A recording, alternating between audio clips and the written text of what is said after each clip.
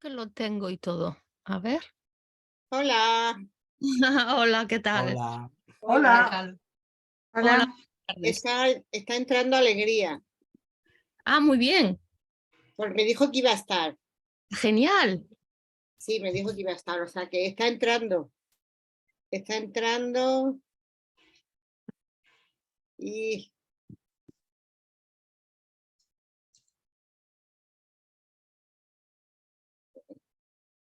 bueno, te cuento un poco, Ángela, antes, mientras que va entrando, que no se la ve. Ah, ya. Hola, Ángela. Hola, Hola, ya ¿qué está. tal? Muy Encantada. buenas, Ángela, ¿qué tal? Buenas tardes. Qué nombre más bonito, por Dios, por favor, Alegría. Sí, exactamente. Bueno, Ángela, gracias por haber querido estar aquí un ratito con nosotros. Nada, gracias a vosotros por Nada, haber pensado en mí. ¿Qué dices? yo vi el título del libro y digo, uy, llama la atención así según lo vi, digo, y pregunté y me dijeron, pues sí, pues genial, para nosotros es un placer tenerte aquí. Y bueno, voy a dar primero paso a Alegría si quieres decir unas palabras, luego yo te haré alguna pregunta y luego daré paso a mis compis, ¿vale? Genial. Cuando quieras. Sobre todo, nada, agradeceros a todas las que estéis aquí. Es mi primera vez en un club de lectura modo Zoom. Con nosotros. He estado un poco pato ahí con los mandos y tal, porque yo soy más de WhatsApp. Pero nada, de todos modos, eso, lo que quería deciros es agradeceros mucho que estéis todas aquí. Y no sé, espero, ya sé que os habéis leído todas el libro, espero que os haya gustado mucho. Para mí, cuando la primera vez que cayó en mis manos en manuscrito, la verdad es que me pareció una historia fascinante. Yo confieso que no la conocía. Todo el mundo de los zares, a todo el mundo, yo creo que a casi todos les resulta sugerente, es una historia muy trágica. Es una historia con un trasfondo que creo que muchos desconocemos, desconocíamos, aparte de lo evidente de las fotos y todo eso. Y la historia que cuenta Ángela creo que es muy desconocida. Yo, por ejemplo, sabía que el zar tenía un hermano, pero no me podía ni imaginar al personaje primero, que realmente es un personaje fascinante. Parece mentira que sea real, que haya sido real. Parece totalmente un personaje, vamos, uno de los mejores personajes de ficción que te puedas imaginar. O sea, es realmente un tipo fascinante. Todo lo que le rodea es una etapa histórica crítica en la que podían haber pasado muchas cosas y pasaron muchas, de todos modos. Y la historia que ha recuperado Ángela es, ya os digo que yo no desconocía muchas cosas.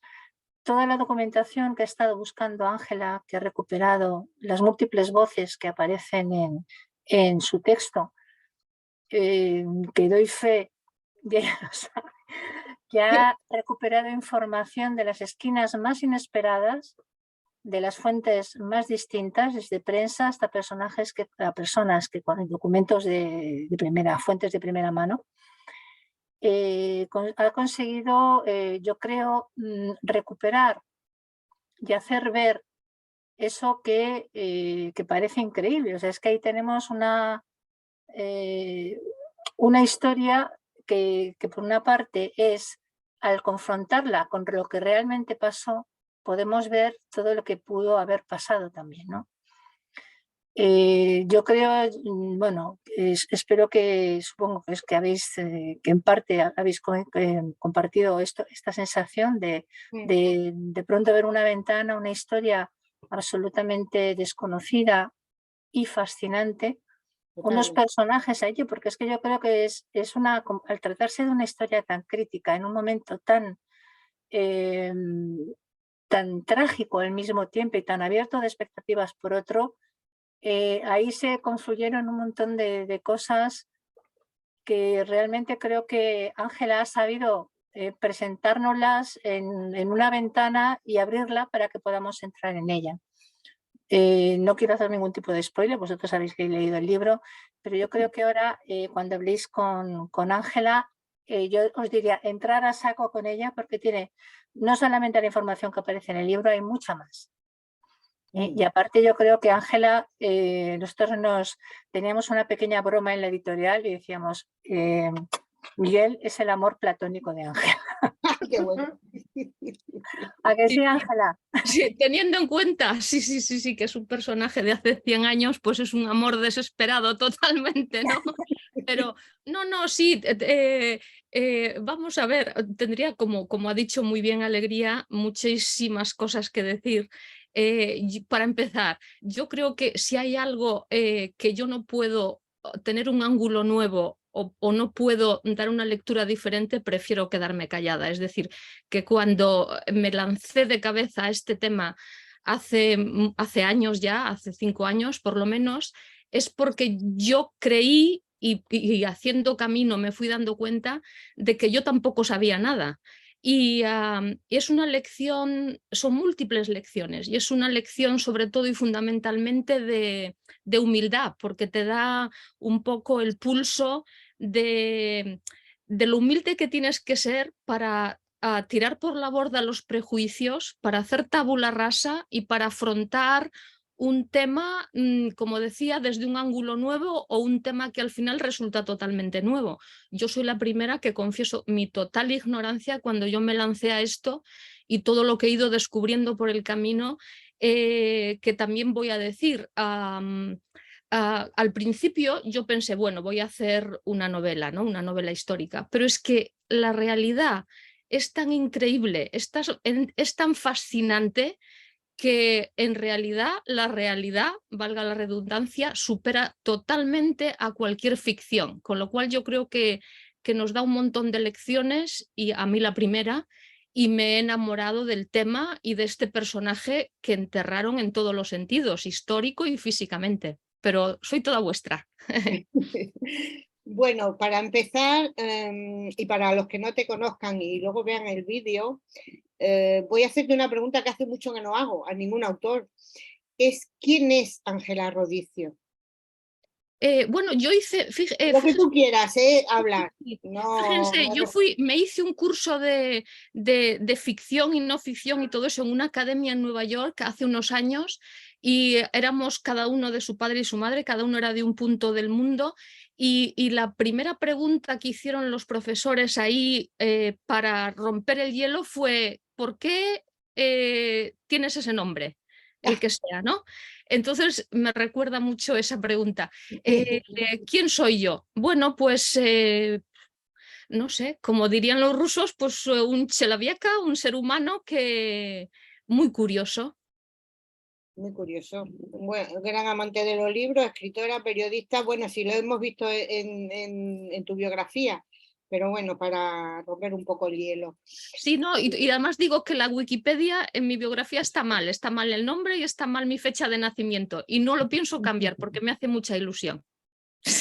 Bueno, hay una cosa en la portada que me achirría un poco, que es Ángela sin tilde. Sí, porque siempre, sí, exacto, lo he decidido yo, no es un tema de la editorial, porque siempre, desde que tengo uso de razón, desde que tengo 5 años, Ángela no llevaba tilde.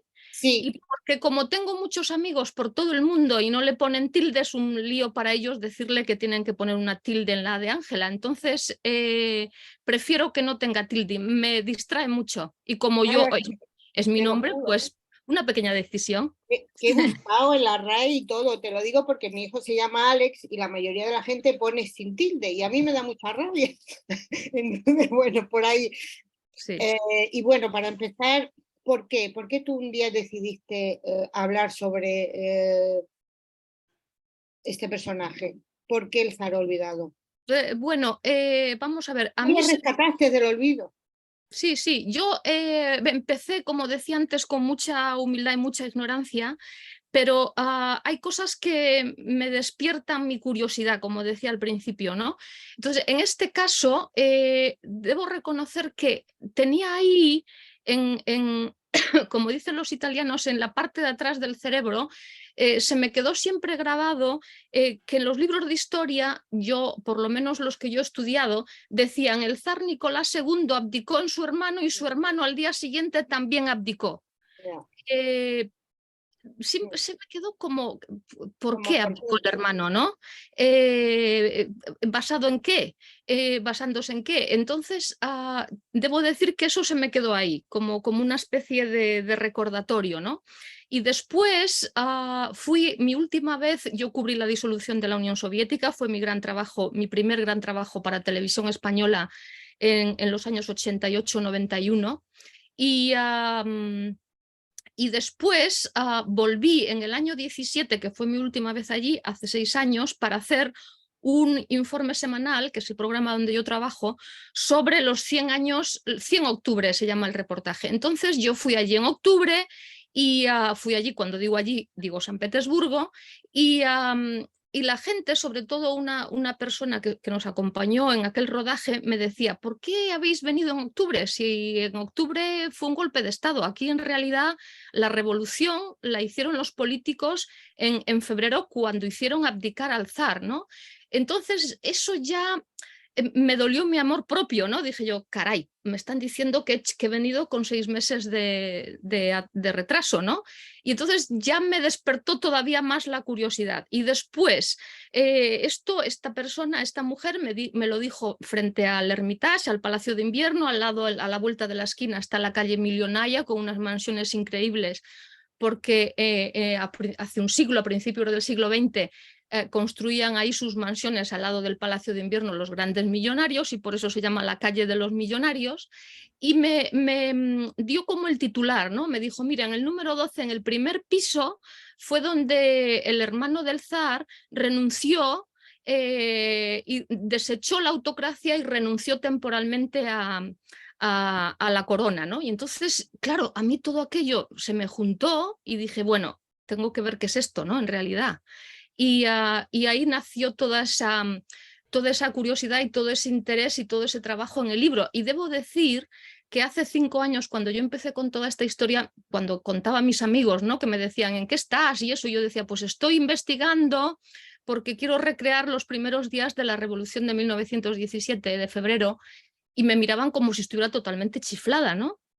Y sin embargo, cuando ha salido este libro, que eso no ha dependido de mí, ha dependido del editorial, ha sido una coincidencia magnífica, porque el libro ha salido el 21 de junio y justo, eso fue un miércoles, justo 3 días antes de la famosa marcha a Moscú de Prigozhin, el del grupo Wagner, que volvemos otra vez al tema literario ruso, porque no sé si recuerdan de Chekhov, que decía a Moscú, ¿no? Que todos los protagonistas de las grandes novelas rusas iban a Moscú. Pues este Prigozhin se iba a Moscú diciendo, volvemos otra vez a los días de la revolución de febrero de 1917. Putin salió en la televisión en un discurso a la nación el sábado 24 diciendo, no, esto no va a ser otro febrero de 1917. En los programas del primer canal de la televisión rusa, de la primera cadena, casi todos los días, cuando discuten lo que está pasando allí ahora mismo, hablan de febrero de 1917. Es decir, que yo creo que he tratado de ser también muy honesta y sobre todo no perderme en esta historia de los Romanov y de toda la revolución y de todo el 17 y de los bolcheviques y toda esta historia, y me he concentrado como un cirujano en los 5 primeros días de la revolución de febrero, ¿no? Para explicarlo bien, porque yo creo que ahí está como el hueso desnudo, sin añadidos, sin falsificación. Está el porqué de todo, ¿no? Exacto, que la gente se pierde en lo que viene después, y sobre todo que tenemos muchísimos prejuicios. A nadie se le puede hablar de la revolución rusa de 1916 sin que te tiren a la cabeza un contenedor de todo lo que fueron los bolcheviques y la guerra civil, que no, que este libro son 5 días, lo cual por una parte para mí es mucho más fácil porque así es el origen, es la causa desnuda. Y por otra parte es muy complejo porque tienes que un poco pedir a la gente, sea usted un poco como he sido yo, ¿no? Sea usted un poco intelectualmente original, deseche todos sus prejuicios y concéntrese en esto, ¿no? Entonces yo creo que es algo nuevo, ¿no? Por lo menos, que merece la pena, vamos, me parece a mí. Apasionante escucharte. Bueno, Pues no sé. sí, porque si ya nos suele pasar, ¿no? Que lees un libro y bueno, tú tienes tus impresiones, pero luego hablas con la autora y tienes esas mismas impresiones, pero otras más. O sea que es lo bueno de estos encuentros, ¿no? Bueno, voy a dar paso a mis compis, que somos muchos y todos tienen ganas de preguntarte algo. Muy bien. Tenemos aquí un periodista también que es director del programa de televisión El Arpa de Becker en Déjate de Historias TV, que es Oscar. Y Oscar sí te conoce. Buenas tardes, hola Alegría, buenas tardes también a ti y gracias porque de algún modo, si no estuvieras también tú, no tendríamos el libro, a pesar de que Ángela se puso a la tarea, maravillosa tarea. Aquí ha sido Ángela todo. No, ni mucho menos, ni mucho menos. Unas editoras estupendas. Ángela, sabemos cómo va lo de los libros, que sí. Tiene que estar lo fundamental, que es esto, pero luego tenéis que venir todos los demás, Alegría, si no, no hay manera. Así que gracias a ti también. Es un placer poder saludarte, hablar contigo, tantos años viéndote en televisión, siguiéndote, la pasión y la verdad con la que has contado en crónicas espléndidas momentos trascendentales y fundamentales. Yo, obviamente, en cuanto me lo dijo Pepa, vi tu nombre, el zar, aunque no sabía ni quién era el zar olvidado, confieso, pero sí pensé, pero Rusia, Ángela, ha estado allí cuando aquello se vino abajo, nos lo va a contar maravillosamente. Y lo que no me podía esperar, como dice, es esa historia que yo creo que la inmensa mayoría desconocemos en absoluto, como dices, alguna referencia perdida de un hermano del zar y poco más. Y entonces, claro, empiezas a reproducir lo que tú tenías en la cabeza con los datos que tú vas aportando, los testimonios que has recopilado, y dices, caramba, la historia se ha contado de un modo muy distinto y sobre todo, Ángela, lo que tú dejas clarísimo en el libro, la historia, ahora, siglo XXI, podría, incluso tal vez tendría que haber sido diametralmente distinta. O sea, es asombroso el trabajo que has hecho para compilarlo y luego enhorabuena porque está magníficamente escrito el libro, pero es que claro, la profesión tira, lo he vivido como una crónica. O sea, lo cuentas tan maravillosamente. Es una crónica, sí. Viene lo mejor de la crónica, lo mejor del reportaje y encima un nivel literario. O sea, enhorabuena por las tres partes. No, muchísimas gracias. Yo creo que es una crónica. El otro día en la presentación del libro en el Ateneo me decían, no, es que es una crónica ucrónica, ¿no? Hipotética, lo que podía haber sido. Para nada. Bueno, la historia siempre puede haber sido muchas cosas, ¿no? Pero en este caso he intentado ser científicamente veraz, quiero decir, en el sentido de que no hay nada en este libro que no haya sido cotejado, no solamente investigado, sino cotejado por diversas fuentes originales del momento. Periodistas, escritores, los protagonistas políticos, sus memorias, sus recuerdos, pero totalmente justificado y, como decía, cotejado, ¿no? Y yo creo que ese es el placer de la crónica, ¿no? El poder meterte en la pluma y primero y después en la cabeza de las personas que lo escriben y que son todos testigos de primera mano de ese momento. Me he encontrado con unos testimonios literarios de primera mano fabulosos, periodísticos, y entre ellos muchísimas mujeres, curiosamente, que estaban ahí también magistrales. Y después este personaje maravilloso que, como decía, no ha hecho falta ficcionar nada porque él mismo es un personaje prodigioso, ¿no? Del que evidentemente te enamoras en el sentido intelectual, primero, porque luego también de aspecto, porque el hombre era muy atractivo también. A ver, vamos a hablar de todo, Alegría. Hay que reconocer que estaba lo que se dice bueno. Sí, exactamente. Pero vamos, y además era culto, era compositor, se estudiaba de memoria obras literarias que después, por ejemplo, en el Palacio en Gáchina, en la biblioteca, está su versión del Quijote con las ilustraciones de Doré subrayado. O sea, le encantaba el Quijote, por ejemplo, ¿no? Que él fue también, yo creo que un poco Quijote al final. Con lo cual quiero decir que es un personaje totalmente olvidado primero, pero también absolutamente valioso en todos los sentidos, ¿no? Y luego tenía un sentido del humor espectacular, gastaba bromas a todo el mundo, se casó con una mujer divorciada 2 veces, le dio igual la familia, se puso en contra de la familia le inhabilitó, Nicolás II le inhabilitó totalmente como si estuviera loco, se quedó con todas sus fuentes de ingreso y él se fue al exilio, ¿no? A Inglaterra, y luego volvió cuando la Primera Guerra Mundial, cuando estalló la guerra en 1914. Con lo cual quiero, y el hermano también un poco para digamos, despreciarle, ¿no? Él era coronel, iba a ser general, luego acabó siendo general de caballería, de fuerzas de élite del zar, pero cuando él volvió en 1914 le dio al mando un batallón, el primer batallón del Cáucaso, que luego pasó a la historia como la división salvaje, pero en realidad es porque le llamaban así el resto del ejército, ¿no? Era la división de los países del Cáucaso, que fue una idea brillante de Nicolás II, que dijo, bueno, todos los habitantes de las entidades y de las repúblicas del Cáucaso que participen en la Primera Guerra Mundial, como eran todos de mayoría de religión musulmana, pues que hagan una división aparte, ¿no? Entonces puso ahí a su hermano, ¿no? A Miguel Romanov, a nuestro zar olvidado, y él hizo un trabajo magnífico que es otra cosa que también sea siempre un poco...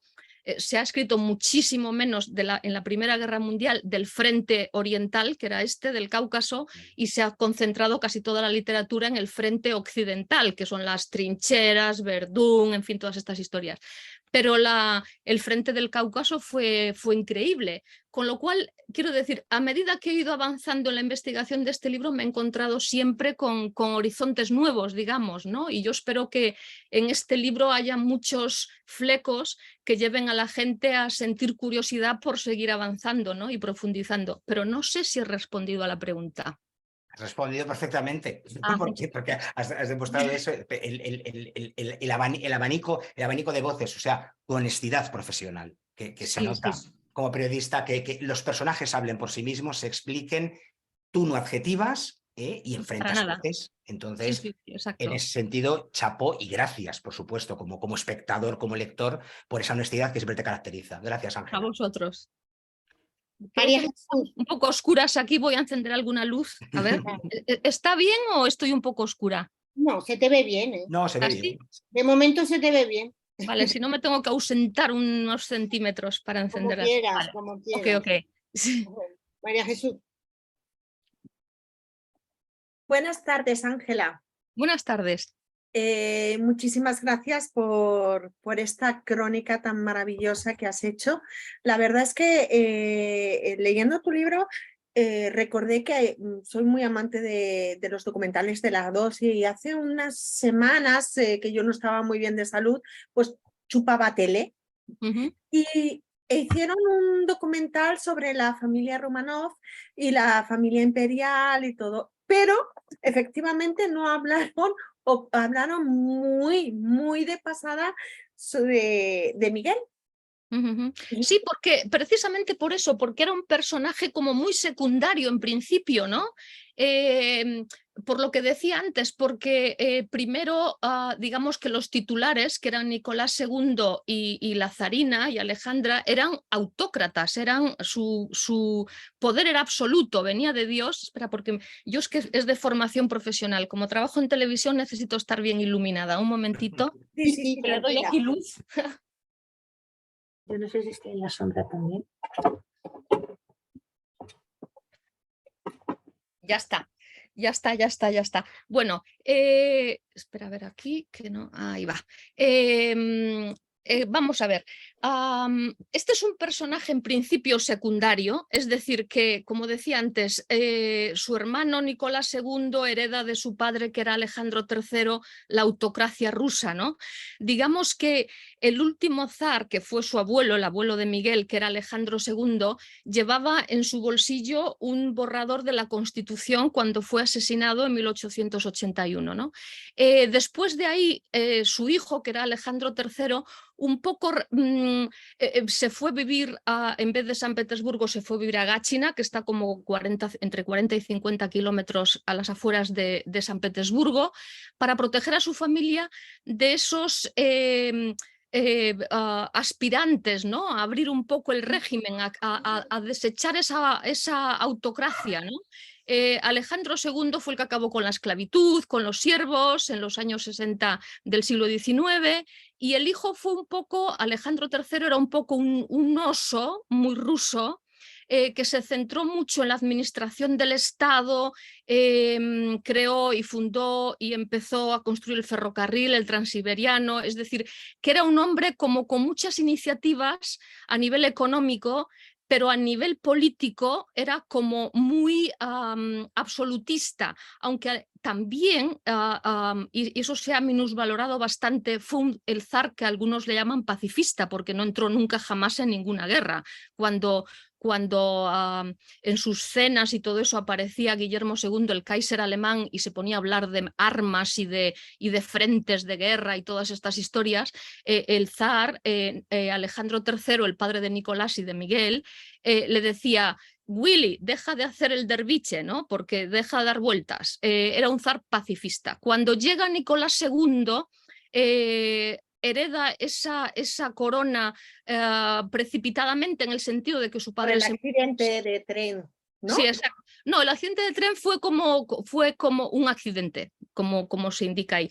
Pero sí, exacto. Pero el padre ahí es una teoría, ¿no? Que empieza a sufrir del riñón porque hace ese esfuerzo supremo de levantar el techo del tren para que salga la familia por abajo. Pero bueno, digamos que el padre muere prematuramente, muy joven. No tenía 50 años, parece ser que luego todos estos Románov están condenados a morir antes de los 50 años, ¿no? Bueno, pues el primero es Alejandro III. Entonces, cuando Nicolás II hereda esa corona, él quiere ser un zar autócrata. Él lo dice cuando le entronizan, él dice: yo he heredado de mi padre la autocracia y es la misma autocracia que yo luego voy a hacer que herede mi hijo. Es decir, no está para nada dispuesto a abrir el régimen. Cuando en 1905 empieza esa guerra, que su padre, como decía antes, jamás hizo ninguna guerra porque sabía que los rusos no deberían jamás declarar guerras, léase también la actualidad del tema, su hijo Nicolás II, por un tema económico, empieza una guerra con Japón, ¿no? Diciendo: bueno, a esos macacos, porque él llamaba a los japoneses macacos, les vamos a destrozar en unos días, ¿no? Y sin embargo le dan una gran lección, ¿no? Entonces ahí hay revueltas populares en San Petersburgo, y él, en 1905, y él les promete, cuando se ve ya contra la pared, les promete una constitución que al final, cuando ya las cosas vuelven a la normalidad, dice: bueno, en vez de una constitución les doy una carta magna, pero yo sigo teniendo el derecho a veto, en fin, que les toma un poco el pelo, ¿no? Para resumir. Entonces, cuando en el 17 estalla la Revolución de Febrero, tenemos a un Nicolás II empeñado en conservar esa autocracia, ese poder supremo, y por otro lado tenemos a este hermano que desde el principio ha sido un personaje progresista con muchos contactos con los intelectuales, casado con una mujer, como decía antes, divorciada 2 veces, que llamaban en su propia casa, los Románov, le llamaban esa revolucionaria, esa bestia, la llamaba Nicolás II.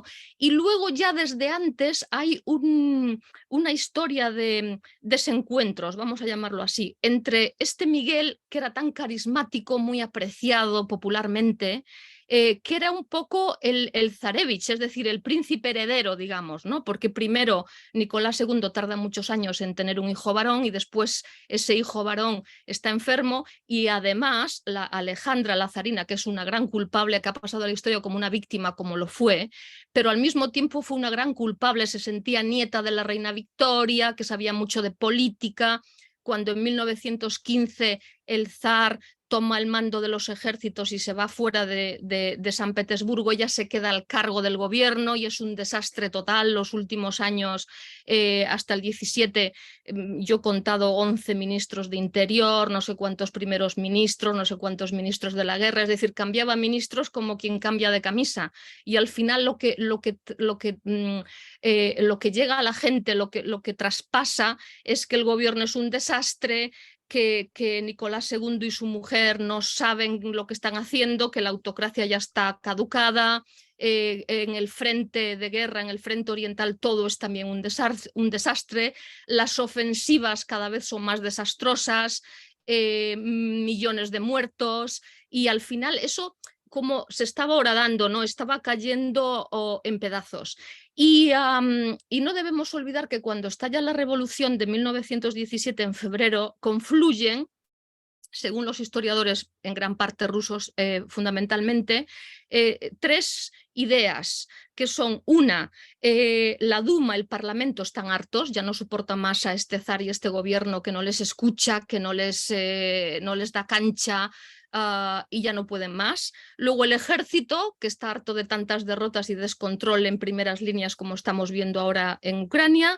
Y luego, tercero, la misma familia de los Romanov, que dicen, bueno, estos dos nos están llevando al desastre, tenemos que salvarnos como sea.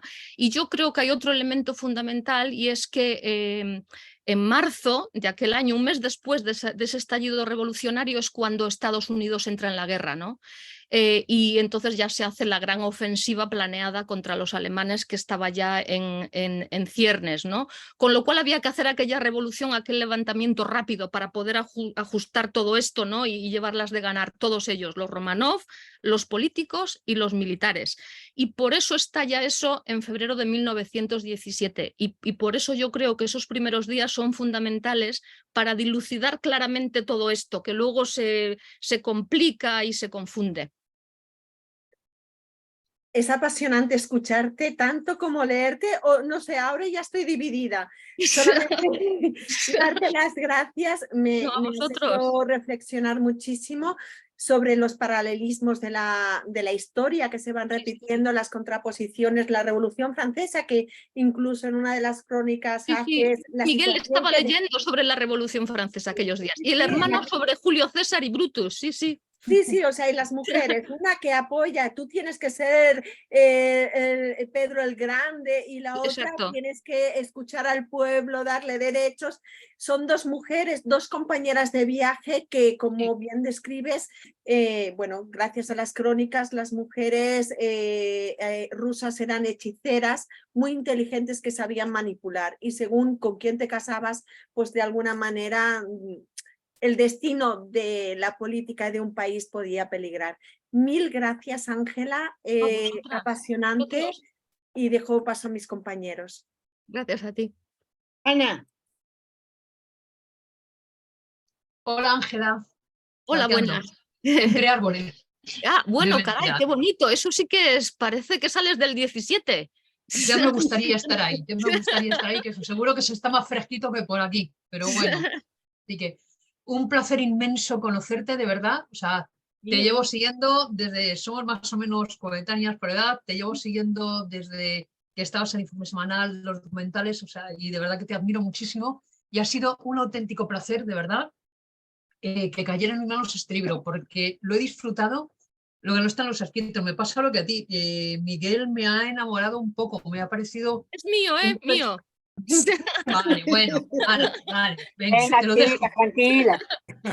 Te lo dejo. Venga, va, que por eso has hecho todo el trabajo.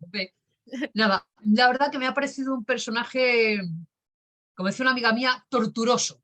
O sea, mezcla de torturado y una vida horrorosa que ha llevado. O sea, porque tuvo una vida realmente trágica, rodeado siempre de pérdidas, sus hermanos muriendo jóvenes, su padre muriendo joven.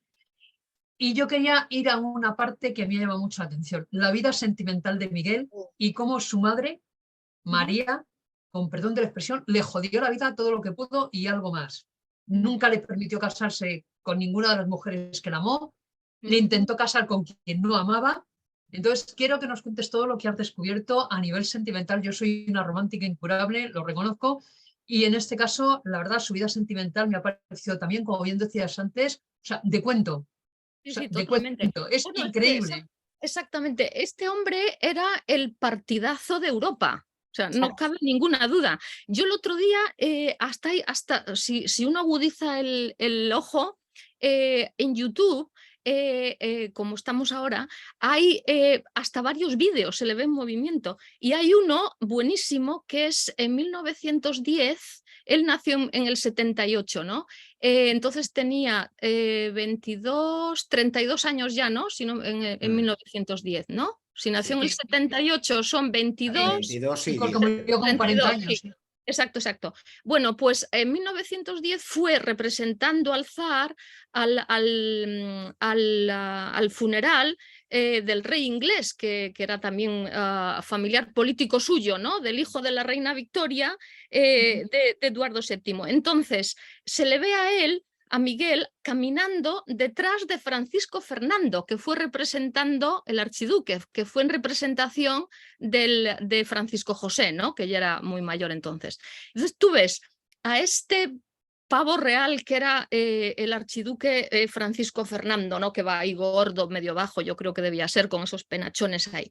Y después detrás va nuestro Miguel Romanov, ahí todo alto, esbelto, caminando, era un poco encorvado, en fin. Y hay otro pasando revista, y yo creo que este hombre, ahora os voy a decir una cosa que además he descubierto en los últimos días, increíblemente. Él era el gran partido, porque primero, porque él tenía, que es una cosa también, una especie de maldición, ¿no? De esta generación de Romanov, de su madre, la princesa Dagmar de Dinamarca, y de su padre Alejandro III. Tuvieron 4 hijos varones y 2 mujeres. Y de estos 4 hijos varones, Miguel era el pequeño. Quiero decir que primero nació Nicolás II, luego Alejandro, que se murió de meningitis cuando todavía no había cumplido 1 año. Después Jorge, que se murió de tuberculosis en Georgia en 1899, y hasta entonces había sido el zarevich, el heredero, Jorge Romanov. Y después venía Miguel, que era el pequeño de la familia, que dejaban hacer lo que le daba la gana. Por eso no le tenía mucho miedo a su padre. O sea, todos estos hermanos, Nicolás y Jorge, tenían un poco de pánico a Alejandro III, que era un señor muy mayor, que tenía una fuerza física increíble. Una vez en una cena con el embajador austríaco, cuando el embajador austríaco le decía, tenemos no sé cuántas divisiones listas para ir a la guerra, y Alejandro III le dijo, pues mire lo que hago yo con las divisiones austríacas, y le hizo así a una cuchara, ¿no? Y la torció, cogía las herraduras de los caballos y o sea, era un tipo que suscitaba bastante temor, incluido en los hijos, ¿no? No sé, en este Miguel, que era el pequeño y un poco pasaba de todo, entonces iba con su padre por ahí, le gastaba bromas. El primer ministro de Vite, que fue el que hizo el transiberiano, era el jefe de ferrocarriles, y el padre muy inteligentemente le llevó y le convirtió en ministro de Finanzas y luego en primer ministro de Rusia. Este de Vite cuenta 2 cosas muy interesantes en sus memorias, que Nicolás II intentó que no dejárselas publicar, precisamente. Bueno, pues este de Vite cuenta 2 episodios. Uno, que cuando Miguel era un niño, su padre un día, por gastarle una broma, le tiró vestido a un lago, ¿no? Allí en Gáchina, que hay muchos lagos. Y este Miguel no dijo nada, se fastidió, se cogió frío, se cambió de ropa, y luego esperó a que el padre saliera a la ventana, que salía todas las tardes de su despacho a fumar un puro, y él cogió un cubo de agua, lo subió al piso de arriba, y por la ventana de arriba le tiró a su padre el cubo de agua en la cabeza cuando salió a fumar el puro, ¿no? Entonces, este Miguel, digamos, y decía de Vite, si alguna otra persona llega a hacer eso, se va a Siberia. Pero digamos, que era el único que no le tenía ningún miedo a su padre. Luego, hay otro episodio muy interesante, y es que Alejandra, la zarina, no tenía mucho reparo en que Jorge, que era tuberculoso, muy enclenque, enfermo, que estaba todo el año, tenía una casa en Georgia porque allí el clima era mejor que en San Petersburgo y todo eso, fuera zarevich, es decir, príncipe heredero, porque sabía que con aquella salud no le iba a suponer ningún problema. Pero Miguel, que era un tipo fuerte como el padre, intelectual, súper popular, sí podía ser un problema para ella, ¿no? Entonces, De Vite cuenta también en sus memorias cómo en 1900 cuando ya nuestro Miguel era... nunca le nombraron zarevich, era siempre el segundo en la línea de sucesión, pero nunca le nombraron príncipe heredero precisamente por esto, por estos celos, digamos, entre comillas. En 1900, cuando en Livadia, en Crimea, en verano, Nicolás II enferma gravemente de tifus y hay un momento en el que se creen que se va a morir. Entonces este De Witte, que era primer ministro, está allí en Livadia, llegan los médicos, llega todo el mundo y preguntan, bueno, ¿y qué pasa si se muere Nicolás II? ¿no? Entonces la zarina Alejandra, que estaba embarazada de Anastasia, de la cuarta, dice, bueno, pues yo soy la regente de mi futuro bebé, que seguramente será un niño, ¿no? Y entonces este De Witte dice, bueno, será niño, no será niño, pero las leyes de sucesión, la ley escrita dice que el regente tiene que ser el hermano varón mayor del zar, en este caso Miguel, ¿no? Y él dice en sus memorias, desde entonces me pusieron la cruz, dejé de ser primer ministro y todo eso. Quiero decir que este Miguel era el mayor partido de Europa. Probablemente, si las cosas fueran de una manera determinada u otra, era ya el zar en ciernes.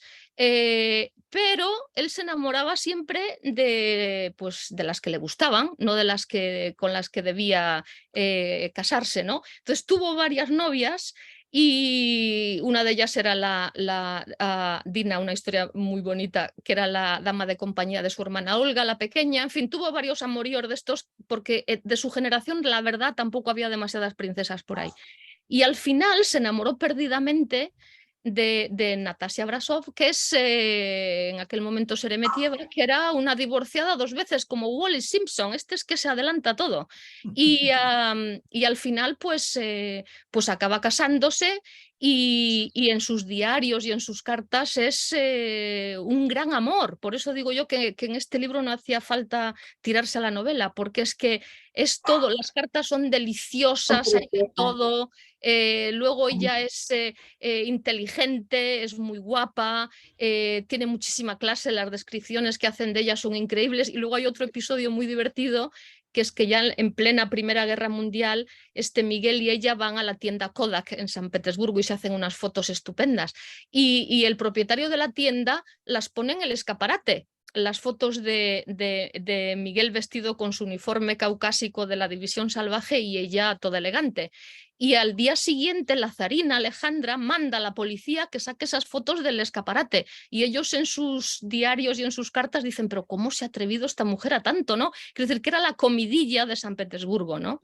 Y este hombre, como os decía antes, que componía música, tocaba la guitarra, le encantaba, leía muchísimo, se ve cómo escribe, que es un hombre muy culto. Y curiosamente, el sábado pasado, este libro lo ha puesto un amigo en su Facebook, y este es un experto en los Romanov y todo eso, y me llamó por teléfono. El sábado pasado, el capitán Sarandinaki, que es, a pesar de su nombre griego, es un descendiente directo del general Kutuzov, que fue el que derrotó a Napoleón, está casado con una bisnieta de Tolstoy, viven en Estados Unidos y todo esto. Y este señor se dedica desde hace ya 10 años, recauda fondos, me ha dicho que como unos $30.000 al año, y está excavando en Perm, que es donde matan a Miguel Romanov, para encontrar los restos, ¿no? Y yo en el libro apunto las teorías y todo eso, porque ya es el epígrafe, o sea, es ¿cómo se dice? El prólogo, lo contrario del prólogo, el epílogo, exacto, perdón. En el epílogo un poco cuento las teorías que circulan, ¿no?, sobre esto, pero este señor, como decía, lleva 10 años buscando los restos para, él dice, darle un entierro digno, ¿no? Es el único Romanov cuyos restos nunca se han encontrado. Y yo creo, espero equivocarme muchísimo, pero yo creo que seguirá siendo así. Pero este señor me decía el otro día que hace 2 años estuvo en la radio allí en Perm y dijo, por favor, si hay alguien que sabe algo, que tiene algún dato, que me pueda decir por dónde podemos tirar, porque hay 3 teorías, ¿no? Una, que lo mataron y lo enterraron, que yo creo que esa no es. Entonces había un árbol con unas muescas, MR, Miguel Romanov, y ahí estuvieron excavando, pero no encontraron nada. Luego hay otra, que es que le tiraron al río Kama, lo mataron y lo tiraron al río Kama, y hay otra que es que lo mataron y como ahí había unos altos hornos, pues lo tiraron a los altos hornos y adiós, ¿no? A él y a su secretario amigo. Entonces este señor me dijo que pusieron esa especie de, no anuncio, pero pidieron en la radio que por favor si alguien sabía que dijese algo, ¿no? Y apareció únicamente una señora de 90 años que dijo, mire, a mí mi madre cuando pasábamos al lado del río decía, mira, ahí enterraron al rey de Rusia. Y entonces este señor empezó a mirar, fue a hablar con la señora y la señora le dijo, bueno, a mí lo que me decía mi madre es que después de matarlo, lo descuartizaron los cadáveres en una, ¿cómo se dice? En una máquina de esas para hacer carne, ¿cómo se dice? Que haces así, Una picadora. pichas. Sí, una máquina de picar. Sí, una picadora, exacto eso. Y entonces, y después de eso, una vez que pasó por ahí, pues lo metieron en lo que fuera y lo tiraron al río, ¿no? Que yo me creo mucho bastante esto, pero bueno, no tengo ni idea, claro. Y yo pensaba, no dormí, porque estuve pensando, ¿cómo es posible que alguien tan refinado, que quería lo mejor para la gente, que renunció temporalmente a esa autocracia, o sea, él recibe la autocracia de su hermano y en vez de decir, ok, yo voy a ser otro autócrata y todo el poder está en mis manos, lo dona y dice, no, que la gente decida si me quiero o no. Si la gente vota por sufragio universal directo en unas elecciones, las primeras de la historia de Rusia, y deciden que quieren que yo siga, que yo sea zar, yo encantado. Y de hecho firmó la renuncia como Miguel, como firman los zares, ¿no? Pero si quieren una república y yo no, y no me eligen y no me votan, pues yo encantado de ser un ciudadano privado, ¿no? Entonces, que alguien tan refinado, tan honesto, acabe en una picadora, es que pensé, bueno, me parece que es como una especie de símbolo de Rusia, ¿no? Terrible. Es que además en ese caso, tú lo cuentas muy bien en el libro, la benevolencia muchas veces se confunde con debilidad.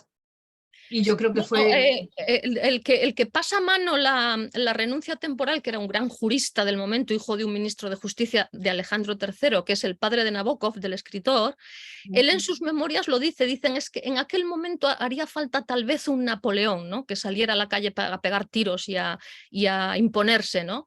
Pero este señor, Miguel II, hace un ejercicio de generosidad suprema, ¿no? Porque incluso cuando en septiembre después Kerensky proclama unilateralmente la República, él en su diario anota, bueno, ya se ha proclamado la República antes de las elecciones. Si eso es lo que quieren los rusos y eso les va a hacer vivir mejor, yo encantado. O sea, quiero decir, está dando siempre unas lecciones de que muchos evidentemente dicen, pues un cobarde, ¿no? Porque ¿por qué no salió en aquel momento a pegar tiros a la calle? Que lo hubiera conseguido en unas horas, además. Y no lo hizo, pues porque nosotros ahora es fácil mirar hacia atrás, ¿no? Pero en aquel momento él quería una Rusia de otro nivel, en otra dimensión. Y yo creo que es como hay que leerlo, ¿no? Es un error mirar hacia atrás con nuestros ojos de ahora, ¿no? Tienes que ponerte en esa coyuntura y yo creo que no hay manera mejor de ponerte en esa coyuntura que empaparte de todo lo que se estaba escribiendo en ese momento, ¿no?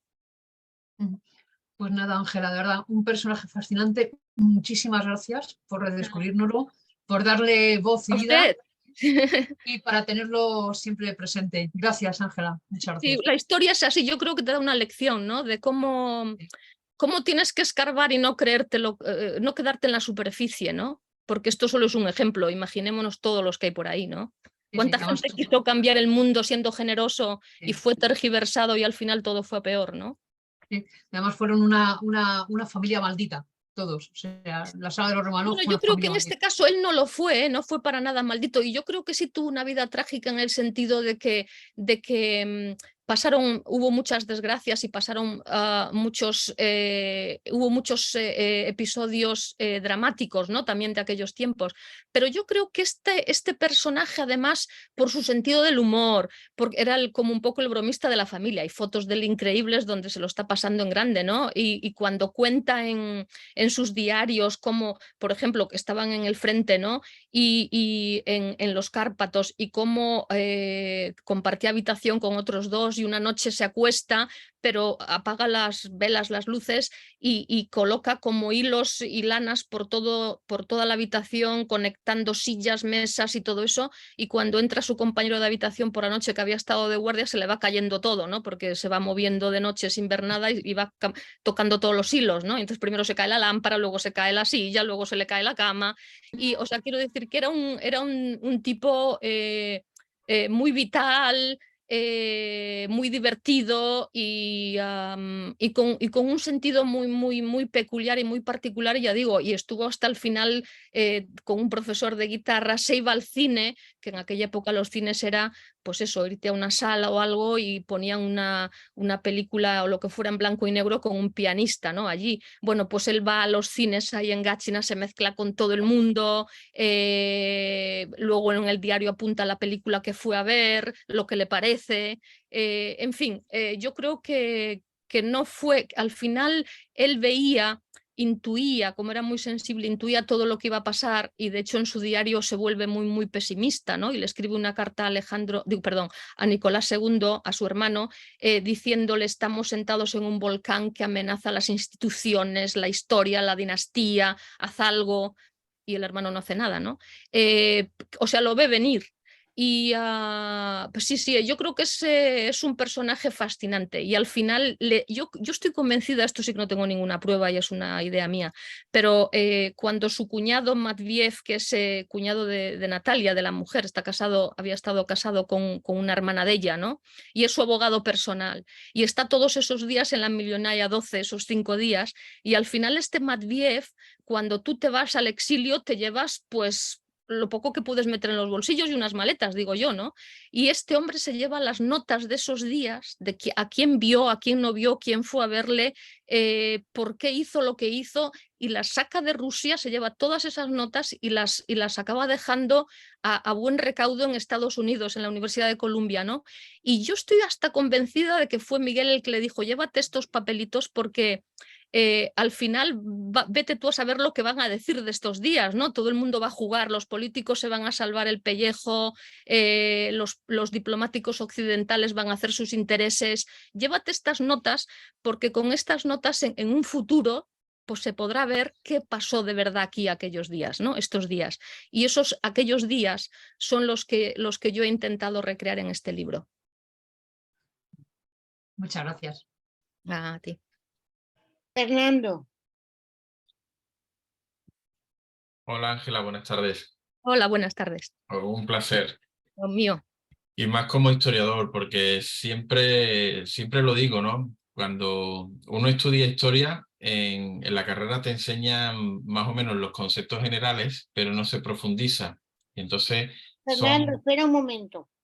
Antes de seguir, por si alguna se tiene que ir antes, vamos a hacer lo que llamamos la fotografía de grupo, que es una captura de pantalla con el libro. ¿Tú le tienes ahí, Ángela? Sí, un momento. También.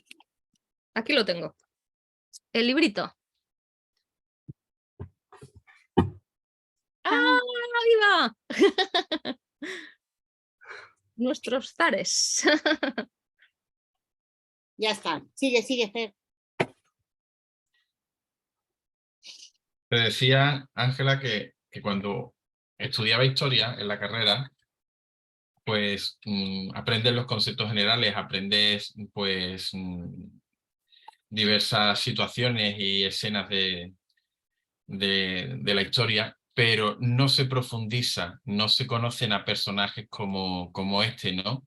Entonces, es gracias a la literatura que muchas veces vamos rellenando esos huecos que nos enseñaron en la carrera, ¿no? Y los vamos completando. Entonces, te tengo que dar las gracias porque, bueno, a mí me ha rellenado un hueco que tenía vacío, que sobre todo en esa parte de Rusia que es tan convulsa y que cuesta tanto trabajo entender un poco qué es lo que pasó allí, ¿no? Lo que sí tengo que alabar, una de las cosas que tengo que alabar de tu libro es el vértigo que te hace sentir, porque yo iba corriendo, son 5 días, 6 días, pero yo iba corriendo, iba iba todo ocurriendo tan deprisa que yo sentía hasta vértigo de decir, Dios mío, parece que me mareo, que voy en un coche y va pasando todo a mi alrededor corriendo. Entonces yo quería preguntarte, en esta época, o sea, en esos días tan convulsos, ¿ha sido complicado recomponer todo y darle un cierto sentido y un cierto orden? Y luego, ¿tú has sentido también ese vértigo? Pues sí, y más que vértigo fue casi, yo diría, mal de mar, porque tenía un océano de cosas. Llegó un momento que yo tenía un océano. O sea, lo que empezó siendo un agujero negro acabó siendo un océano, ¿no? Porque me lo leí todo, por ejemplo, por poner un ejemplo, Solzhenitsyn, ¿no? La Rueda Roja es, él recrea todo lo que es marzo, ¿no? Que allí es nuestro febrero, para ellos es prácticamente todo marzo, ¿no? Pero justamente, y son 3 volúmenes, cada uno de 700 páginas, o sea, más de 2000 páginas. Pues en esas 2000 páginas a Miguel Romanov le dedica, yo qué sé, pues 4 o 5, y estoy exagerando, ¿no? En todos los grandes libros de los grandes historiadores que nosotros vamos ahí de cabeza, ¿no? Que son los ingleses, ¿no? Figes, Pope, el mismo Montefiore, luego está Hasegawa, el japonés americano, en fin, todos los libros de febrero y marzo del 17 le dedican un parrafín tintín a Miguel Romanov. Y yo de ese parrafín, de ese agujero negro, he creado un océano, ¿no? Que luego se quedó reducido a lo que es este libro, ¿no? Gracias a las buenas labores de edición. Pero lo que decía, siempre se me ha quedado grabada una cosa que yo creo que es un buen ejemplo para esto que ha planteado, y es, Churchill dijo en un momento determinado que Rusia es un enigma envuelto en un misterio dentro de un rompecabezas, una cosa así. Y yo ante eso, ante ese paradigma de confusión que sigue la gente pensando que Rusia, equivocadamente en mi opinión, yo tuve la gran suerte cubriendo Rusia, como decía antes, cubrí la disolución de la Unión Soviética y tuve la enorme suerte de conocerles a todos, a Putin, a Yeltsin, a Gorbachev, y recuerdo una vez con Gorbachev que yo le estaba formulando una pregunta y venga, y entonces esto, y entonces claro, porque, en fin. Y entonces él se cansó de mi pregunta y me regaló una idea magistral, que fue la siguiente. La historia de Rusia es muy sencilla, o sea, lo contrario de Churchill, ¿no? Es muy sencilla, solamente tiene usted que fijarse en un dato y ya lo entiende todo, me dijo. El dato es que en 3000 años de historia, Rusia ha tenido en realidad 5 años de vida parlamentaria. Es decir, desde 1906, después de la famosa Carta Magna de Nicolás II y la Guerra de Japón, hasta 1917, hubo 11 años de dumas, 4 dumas, o sea, 4 asambleas, 4 parlamentos, ¿no? El primero no le gustaba a Nicolás II, la disolvió. El segundo salió demasiado radical, la disolvió. La tercera, que es la de un poco la que de verdad va hasta 1912, del 7 al 12 es la tercera y luego llega la cuarta, pero bueno, esa ya como es la Primera Guerra Mundial, pues se reúnen de vez en cuando y todo eso. Entonces decía Gorbachev, la única experiencia parlamentaria en Rusia son 5 años. Entonces la gente tiene otros andamios en la cabeza, tiene otra estructura intelectual y mental, ¿no? Entonces todavía tiene más valor en este contexto lo que Miguel intentó hacer, Miguel Romanov, que a todo esto el jefe de su comando, mucha gente dice, no, es que nunca fue zar, ¿por qué podemos hablar de zar olvidado si nunca fue zar o como mucho fue zar una mañana, ¿no?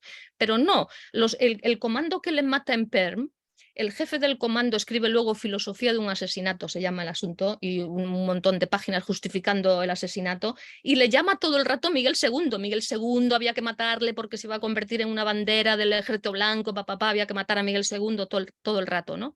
Pero bueno, respondiendo a la pregunta, yo creo que entre Churchill y Gorbachev tenemos que estudiar por qué Gorbachev tiene razón. Y yo creo que este libro, que como decía antes, parte de una idea de ser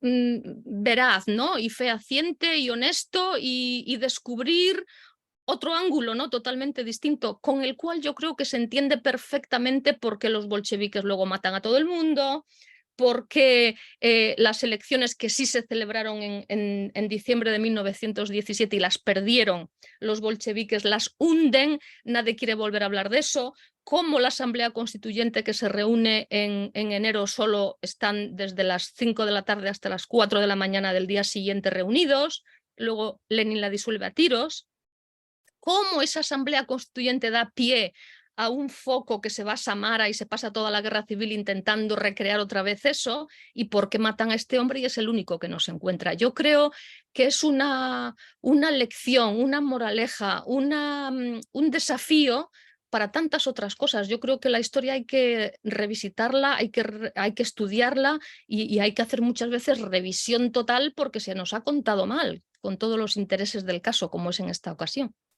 No puedes hacer una dictadura si no entierras y no neutralizas el foco que, si tú sigues ese hilo de legitimidad, te vuelve legítimo a ti. Entonces, de ahí se entiende todo el desastre que ocurre después, ¿no? O sea, toda la formulación que aparece en tweets, ¿no? De la dictadura del proletariado. Si te pones a pensar, uno dice, ¿pero qué es esto de la dictadura del proletariado? Pues todo tiene una explicación si tú te aprendes bien qué pasa en el origen, ¿no? Porque es lo que decía el padre de Nabokov, la teoría del árbol con raíces envenenadas, que es una figura del derecho que pervive hasta nuestros días. Eso es lo que declara que un juicio sea nulo, por ejemplo, ¿no? Pues en este caso, todo lo que pasa en Rusia a partir de entonces es nulo de derecho, ¿no? Pues muchas gracias por no permitirme que juzgue la historia con los ojos del presente y prestarme una máquina del tiempo para volver al pasado y vivir lo que ocurrió en aquella época y bueno, y sentir cómo tenía que ser aquello, ¿no? Muchas gracias, muy honrada. Beatriz. Hola Ángela, encantada de conocerte. Lo mismo La digo. verdad que es un honor porque te sigo te he visto en 1000 reportajes en la tele, todos súper interesantes y la verdad es que me encanta conocerte. Solo preguntas, tengo tantísimas que no te voy a hacer ninguna, solo decirte que me ha parecido espectacular la documentación, el trabajo que has llevado a cabo. Tengo todo marcado, hay multitud de cosas, me ha encantado. Mira, yo soy muy de novela histórica, me encanta. Pero menos mal que esto no es una novela, como estás diciendo, que es una crónica, porque es que así lo ves todo como es la realidad. O sea, me han encantado los trozos que has metido de los diarios de Miguel, las cartas. O sea, descubrirlo como persona es fascinante. O sea, es increíble los sentimientos que tenía. Es como unos pensamientos muy adelantados a su época, aunque en realidad tampoco es tanto, porque claro, la historia nos la enseñan desde el punto de vista del que le interesa.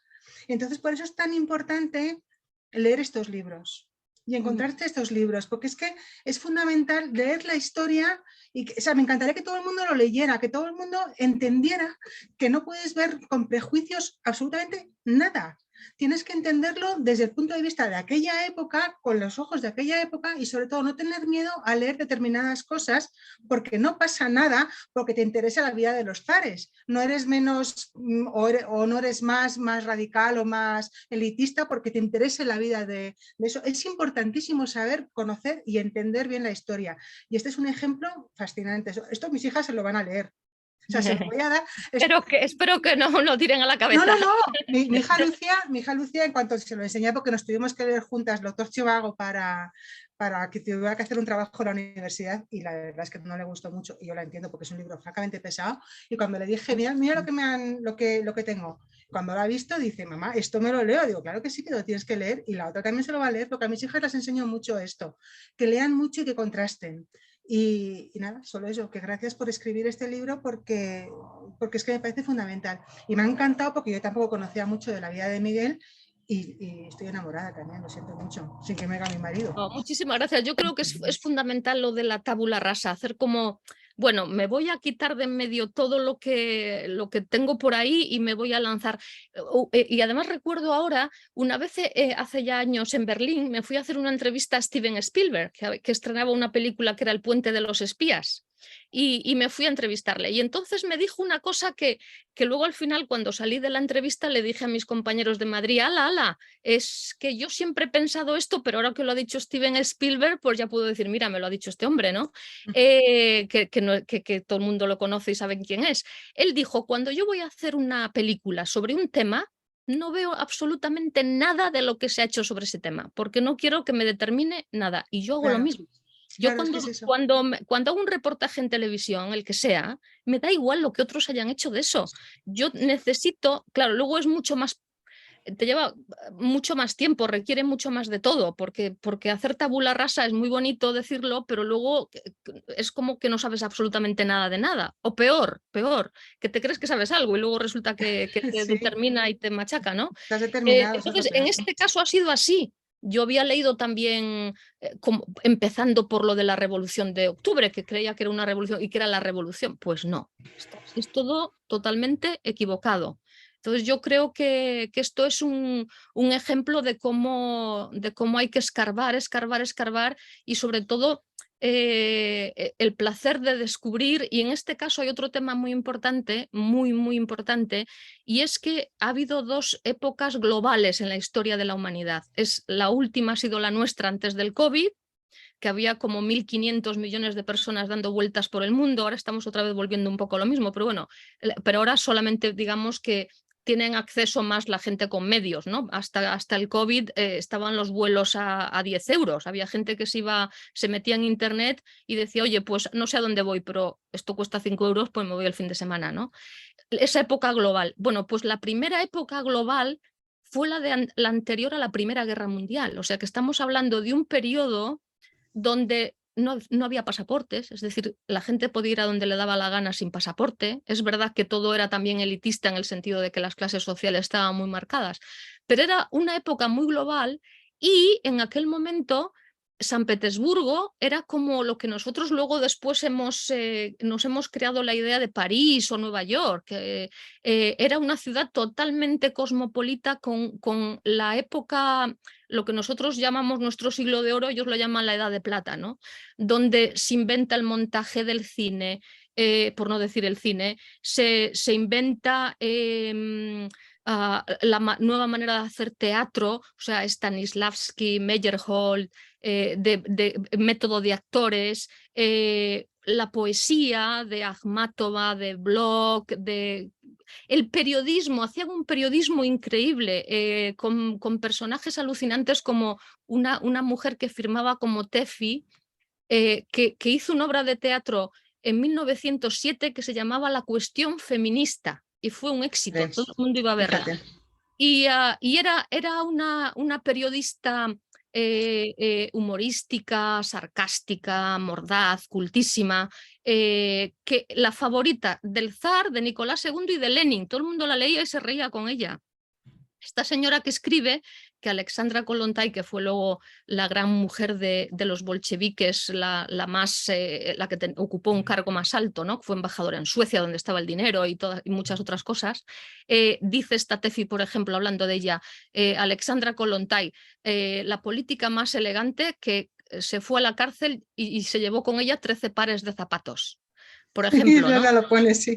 Y hace una descripción de Lenin maravillosa, y yo he estado leyendo todas sus crónicas. Tenía 9 años, leyó, su padre era también abogado, cuando tenía 9 años leyó Guerra y Paz, le fastidió muchísimo que el príncipe Andrei muriera, y entonces se fue a ver con su gobernanta o su tata o como se llamase, la convenció cuando tenía 9 años y se fue a ver a Tolstoy para decirle, por favor, escribo otra vez otro final, que no quiero que el príncipe Andrei se muera, ¿no? Entonces va a verle.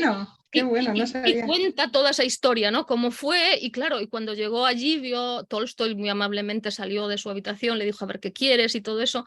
y ella empezó como a medio tartamudear y no fue capaz de decirle nada, ¿no? Bueno, pues esta señora hace unas descripciones de Rasputín, de la época esa como muy crítica, muy novedosa. O sea, quiero decir que había un nivel en aquel momento en las artes, en la música, imaginémonos, ¿no? O sea, Miguel, por ejemplo, era amigo íntimo de Rachmaninoff, o sea, los dos tocaban Sí, sí, juntos. sí. Quiero decir que era una época fascinante. No debemos pensar en esta época de los zares como que estaban en la Edad Media, para nada, al revés, al revés. Sí, sí, fascinante. Es que era como más libre porque se potenciaba todo Era como tipo nuevo, de... todo como nuevo. Todo Sí. nuevo, la curiosidad, se potenciaba todo, podías pensar de una forma, de otra y tal, todo se admitía, todo se podía discutir, se podía hablar y sobre todo, sí, sí, Y fascinante. a nivel político este hombre intentó poner a los Romanov, a la dinastía, a esa altura, Claro. bajar la autocracia a la calle, ¿no? Claro, que es lo que tocaba, Exacto. él lo intuyó y también porque tenía una gran cultura. Por eso es tan importantísimo leer, tener cultura, investigar y no cerrarse a leer absolutamente nada. Leer No tener absolutamente prejuicios. todo Sí. y no tener prejuicios de ningún tipo. Es una cosa que me lo inculcó mi padre y yo se lo estoy inculcando a mis niñas y yo no hago las cosas nada, hay que leer de todo. Y me ha fascinado, es que me ha gustado muchísimo. He aprendido un montón, Ángela, de verdad. Yo también, ¿eh? Sí, no me chocas con la cantidad de documentación que has manejado. Madre mía, qué barbaridad. Y luego lo que es aterrador es eso, el desconocimiento, y siempre se cometen los mismos errores y en la época que estamos ahora mismo, por favor. Sí. No, es que además entiendes todo, lo ves de otra manera Es que lo ves y dices, pero vamos, ¿otra vez? ¿Estamos así otra vez? Es alucinante. Nadie aprende porque no tiene cultura. Exactamente. Tenemos que Muchas estudiar gracias, más. Claro que sí. Están usted. dispuestos a ver todo, todos los puntos de vista. Exactamente. No negar a nada. Gracias, Ángela. Rocío, Rocío. Sí.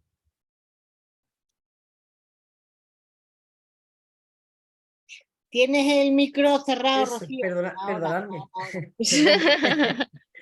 Hola, ¿qué tal? Bueno, Ángela, encantada. Yo igual que mi compañera, bueno, te conocía de los reportajes, de la televisión. Que te oye bajito. Ahora, ¿mejor? Me da rabia ponerme esto porque Sí, se oye. Sí. Parezco la del Burger King, pero bueno. Que si no, no, genial. Que en principio, bueno, primero encantada de conocerte, que no te conocía. A mí me ha gustado mucho porque no había leído nada nunca jamás de la historia de ninguna época de Rusia, ¿no? Y sí que es verdad que quizás puede ser por lo que está pasando últimamente, que a lo mejor tenemos más, o al menos yo tengo más inquietud, ¿no? O me apetece leer, ¿no? Y me ha sorprendido, bueno, para empezar, el libro me parece muy bonito, me parece maravilloso la portada, ya súper atractivo, ¿no? Después me recordaba mucho a la película de Disney de Anastasia. Y cuando empezaba a leer, al principio me costaba no imaginármelo todo de dibujos animados, porque encima Anastasia, por casualidad, que la vi hace un par de semanas, porque se la puse a mi niña, ¿no? Y claro, me ha costado un poquito no irme a esas imágenes de la película. A mí me ha gustado mucho. Me parece una lectura muy fácil, pero a la vez muy intensa. O sea, sencilla porque tu prosa es muy ágil y se lee rápidamente, pero también intensa porque cuentas un montón de cosas, ¿no? Y me acuerdo que una de las veces que estaba leyéndolo me pillaba de vuelta de viaje y como no encontraba un post, cogí un papel, lo partí en 1000 trocitos y llené esto de trocitos, ¿no? Pero quizás de todas las cosas que cuentan, que me gusta mucho la historia de amor de Miguel y su esposa, de Natalia, también la mujer de Nicolás, que se ve, no sé, se ve una persona manipuladora, ¿no? Que se ve ahí que lo empuja, ¿no? El otro le está diciendo que no vaya y ella ahí empujándola, diciéndole que sí que vaya, ¿no? Y me ha sorprendido, ¿no? Pero me gustaría que me hablaras un poquito sobre la división salvaje, porque yo los veía como mercenarios, ¿no? O sea, eran mercenarios, realmente ellos no tenían ningún interés, ninguna pasión patriótica ni política, ¿no? Sí, bueno, pues encantada, porque ese también es un tema del que podría escribir un libro solo sobre eso y al final se queda en lo fundamental, ¿no? Digamos. Pero es un tema también totalmente abandonado, solo hay literatura sobre eso casi en ruso o en georgiano o en las repúblicas del Cáucaso o transcaucásicas, y sin embargo me parece es un tema, por ejemplo, ahora cuando vemos en Ucrania a Kadyrov, ¿no? Y todos estos que nosotros los occidentales de, oh, los chechenos, qué horror, ¿no? pero yo he estado en Ucrania y la gente se ríe de ellos, ¿no? Dicen, estos son... pero luego no hacen nada, ¿no? Es muy interesante porque, como decía hace ya un rato, fue una idea genial de Nicolás II. No hay que olvidar que estamos hablando en aquella época del Imperio Ruso, era una sexta parte del planeta, con cientos de etnias, de religiones diversas, y entonces para integrarlas, y no olvidemos que estamos hablando del Cáucaso, que los modernos Azerbaiyán, Georgia, Armenia, todas esas repúblicas luego hasta arriba, ¿no? Hasta llegar a Ucrania, muy ricas. Se había descubierto el petróleo, estaba Alfred Nobel, el de los premios Nobel, en Bakú, haciendo refinerías y todo esto. Y entonces, evidentemente, cuando estalla la Primera Guerra Mundial, el zar dice, bueno, voy a integrar a todos estos en el ejército para que se consideren también un mismo país, ¿no? Y entonces no los alista, les hace un llamamiento para que los que quieran voluntariamente ir al ejército, pues recibirán una cantidad de dinero para comprar vituallas y uniforme y sus caballos o lo que sea, y voluntariamente pues se van al frente. Entonces a todos esos los reúne en lo que se llama la División del Cáucaso, y están ahí todos, cada uno con sus lenguas diversas, pero con una única religión, que son musulmanes, ¿no? Y les pone a su hermano, que le había desahuciado, pero por otra parte, para todos estos es un honor que el zar ponga a su hermano como jefe suyo, ¿no? Como general. Y estos escriben unas páginas increíbles en la historia de la Primera Guerra Mundial, que totalmente olvidadas y súper interesantes. Yo me hice con un libro publicado en francés que se llama así, La División Salvaje, de un periodista que se llamaba Bresco Breskovsky, que era muy amigo, acabó siendo amigo de Miguel Romanov, estaba en el frente con él cubriendo todo esto, y cuya madre, con la que no se hablaba, era una de las socialrevolucionarias, la abuela de la revolución, la llamaron después, ¿no? Que estaba en Siberia y todo esto. Bueno, como la pasionaria rusa, digamos, ¿no? Bueno, pues este periodista escribe este libro maravilloso, donde sinceramente yo me lo he pasado en grande leyendo ese libro, ¿no? Porque por ejemplo, cuenta que todos estos voluntarios llegaban, para empezar, no hablaban ruso, con lo cual Miguel Romanov tenía que estar por señas dándoles las órdenes. Todos tenían a su mulá, a su equivalente de sacerdote musulmán, comían su comida también en especial, luego al final acabaron teniendo sus hospitales también especiales. Pero es súper interesante cómo Miguel Romanov les enseñaba a jugar al fútbol. Estos no sabían lo que era una retirada ni nada de nada. Ellos avanzaban. Una vez se cargaron a la división del Kaiser de tropas especiales, que eran como 3000. Estos iban y con el sable, y los austríacos en la propaganda oficial decían, vienen todos vestidos con ropajes negros, beben sangre de niños y llevan todos un libro en la mano, que era el Corán, ¿no? Pero era todo como leyendas, ¿no? En el frente. Estos, yo cuento 2 anécdotas en el libro, pero hay millones. Por ejemplo, yo os decía, nosotros trincheras jamás vamos a estar en una trinchera. Nosotros debajo de la tierra se entierran los muertos. Nosotros no vamos a estar ahí vivos metidos debajo de la tierra, no queremos, ¿no? Entonces tuvieron que ponerles hacer la guerra con ellos de otra manera en la nieve, ¿no? Y luego hay otras historias increíbles, como que había hombres de varias generaciones, ¿no? Entonces para ellos daba igual que si el nieto era el general y el abuelo era el soldado raso, el general tenía que obedecer al soldado raso que era el abuelo, ¿no? Porque era un tema de antigüedad familiar, ¿no? De su clan. Y entonces había que explicarles cómo tenían que hacer eso, pero eran tan buenos en el frente del Cáucaso, de los Cárpatos, eran tan buenos que al final los intelectuales de Petrogrado, como se pasó a llamar San Petersburgo, se alistaban con ellos porque eran los más divertidos, estaban haciendo siempre cosas increíbles, y la verdad es que las anécdotas son alucinantes. Y ahora con Kadyrov, el checheno que está, el presidente de Chechenia, que ahora anda por Ucrania, su tío abuelo estuvo ahí en la División Salvaje. Tito, el padre de Yugoslavia, estuvo en la División Salvaje. El Shah de Persia, no el que recordamos todos, Reza, sino su padre Muhammad, que era circasiano, estuvo también en la División Salvaje. Quiero decir que es un episodio de la historia también de Rusia y de esta guerra que nos llega a través de Miguel.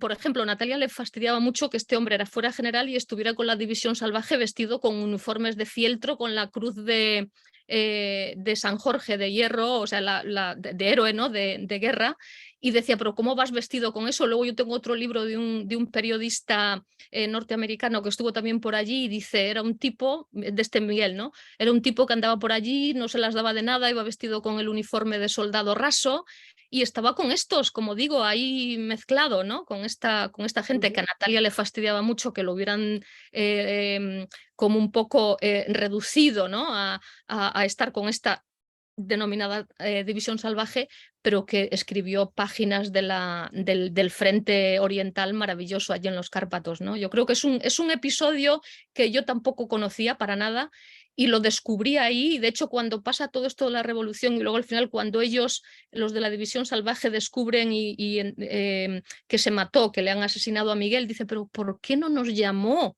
Que hubiéramos ido nosotros allí a Petrogrado a poner orden en febrero. Nos llama a nosotros y en 2 horas pasamos a todos por el sable y acabamos con la revolución en media mañana, ¿no? Lo dicen ellos. Y pues precisamente por eso no les llamaría, ¿no? Porque no lo quiso hacer así. Pues Ángela, ha sido un placer, muchísimas gracias. Y como decía mis compañeras, ha sido un placer leerte y sobre todo escucharte. Muchas no gracias. sé si estoy aprendiendo más del libro o de escucharte. Yo encantada, Muchas Muchas gracias. Yoli. Ángela, buenas tardes. Buenas. Un placer conocerte en persona después de conocerte a través de la pantalla durante tantísimo tiempo. Yo creo que tu recuerdo sí, en Rusia sí, pero fíjate, yo tenía el primer recuerdo que me vino al ver tu nombre fue en la Guerra del Golfo, no sé, fue como un flush con los disparos así en, no sé, fue como la memoria, ya sabes que a veces es selectiva. Sí, qué bonito todo. Yo he disfrutado mucho la lectura porque a mí me encanta el ensayo y sin ser un ensayo, tu libro se acerca mucho siendo una crónica. Yo me lo he pasado muy bien porque he descubierto cosas que supongo que es lo que pretendías, que no están a la vista y que no es fácil que se conozcan. Yo había leído libros sobre Nicolás II, sobre la saga de los Romanov, sobre su final trágico, sobre, bueno, pues lo de siempre, la maldición de la familia. Pero Miguel es cierto que pasa como un poco desapercibido. Mi conocimiento sobre Miguel Romanov era poco más o menos el que tú tenías, que se abdicó, que bueno, que le duró un día el ser zar y que bueno, que le pasaron por las armas, pero poco más. Entonces descubrir lo que había detrás de él a mí me ha supuesto un shock personal, porque creo que es lo que tú dices, que te permite conocer una parte de la historia de Rusia incluso a fecha de hoy se puede repetir o que se ha repetido muchas veces, aunque yo creo que es lo que decía Nostradamus, ¿no? El eterno retorno, que siempre volvemos a lo mismo y que a veces da un poquito de miedo el ver que hay situaciones que se han repetido o que se pueden repetir. Fue un año o fue un mes, el de marzo de 1917, terrible. Yo siempre he dicho la Revolución de Febrero, nunca la Revolución de Octubre. Incluso me suspendieron un examen de historia por decirlo, pero bueno, yo me mantuve ahí quieto el corcho. Pero yo, después de todo lo que te he escuchado hablar, de las preguntas de mis compañeros, yo quiero hacer contigo a lo mejor un ejercicio de posibilidad. ¿Qué sería o qué hubiera sido, en tu opinión, y con lo que tú sabes, lo que tú has documentado, lo que conoces de Rusia incluso a fecha de hoy y cómo ha evolucionado? ¿Qué hubiera sido si realmente Miguel, cuando da el poder y pide que se hagan elecciones, que se haga una asamblea, si eso se hubiera llevado a cabo, ¿dónde estaríamos ahora? Bueno, para empezar, lo primero de todo es que la Primera Guerra Mundial se hubiera acabado un año antes. En eso está todo el mundo de acuerdo. Si no hubiera habido esta Revolución de Febrero, como he dicho antes, Estados Unidos entró al mes siguiente en guerra del lado de los aliados, en el lado de los ganadores. El lado de los aliados ganadores eran el Reino Unido, Francia y Rusia. Es decir, que Rusia, en vez de acabar en 1918 sin un sexto más, sin una quinta parte de su territorio después de los acuerdos de Brest-Litovsk y todo eso, y del lado de los no perdedores, pero se quedaron ahí como aparcados en la historia, ¿no? A partir de entonces. Hubieran acabado de ese lado de los ganadores, se hubieran convertido en una absoluta superpotencia, ya lo eran, pero hubieran acabado absolutamente en el, digamos, panorama internacional.